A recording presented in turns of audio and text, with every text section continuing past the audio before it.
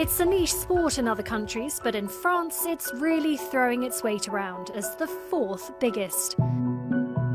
600,000 people in France regularly practice judo across all ages and backgrounds.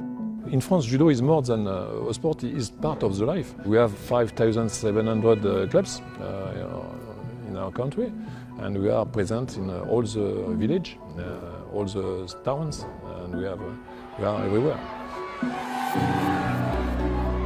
And every year in February they come to Paris by the thousands for the IJF Grand Slam, where the sport's celebrated and champions are made. Judo's a phenomenon in France, and perhaps above all, a method of education based on Japanese values. With a high-performance system of training facilities and technical staff, judo's become a firm favourite among French parents to educate their children.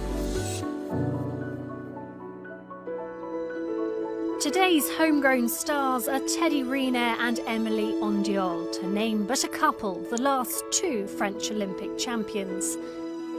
And their appeal reaches far beyond the sport. The example of the life of the champions that we have is more important than the result.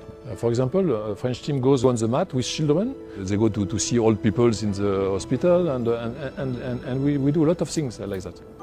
And this is the next big project for French judo. The federation's just purchased this abandoned sports arena outside Paris and is planning to turn it into a state-of-the-art multi-sports facility, all to generate new revenue streams in times when government funding's been cut. We need money, and for that we must be independent. And to be independent, we must have a business model, and the business model is this one. And we develop, of course, events for judo, but also for other sports.